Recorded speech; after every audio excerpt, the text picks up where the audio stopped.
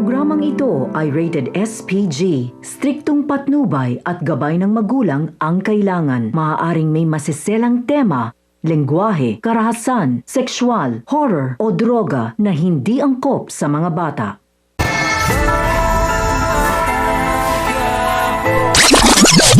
Magkasama na nga nakipagkita si Ramon at kanyang papa sa mga taga-Binondo.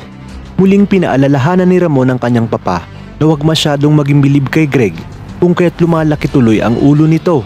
Habang si Greg naman ay nanggagalaiti pa rin sa galit dahil unti-unti niyang nararamdaman na parang unti-unti na siyang inaalis sa kanyang pwesto ng kanyang tito Ramon. Ngunit hindi niya umanuhaya ang mangyari yun at ilalaban niya nga ang posisyon sa negosyong ito. Dagdag pa ni Greg na konting tiis na lang at maisa sa katuparan din nila ang kanilang plano ng kanyang inang si Olga at mababaliktad din ang sitwasyon. At sa pakikipag-usap ni Ramon sa mga taga-Binondo ay nalaman ni Ramon na may isang grupo na palang kasosyo ng mga ito na siya nga rin nagpapasok ng illegal na droga sa Quiapo. Kaya naman tinanong ni Ramon kung pwede ba umunong malaman kung sino ang grupong ito. At habang sila ay papauwi ay sinabi ni Ramon sa kanyang papa na makukuha din nila ang deal sa mga taga-Binondo at kung dahas lamang ang paraan ay magbabaha ng dugo sa Quiapo. Sa kabilang banda, habang abala si Ramon at kanyang papa sa deal sa mga taga-Binondo, ay unti-unti na ngang nagpaplano si Olga at gagawa ng paraan para pagsakin ang mag-ama. Kaya naman sinabi ni Olga sa kanyang sarili na kinakailangan unahin niya ang siyang hadlang at tinik sa kanilang lalamunan. At ito nga ay walang iba kundi ang anak ni Ramon na taga-Quiapo.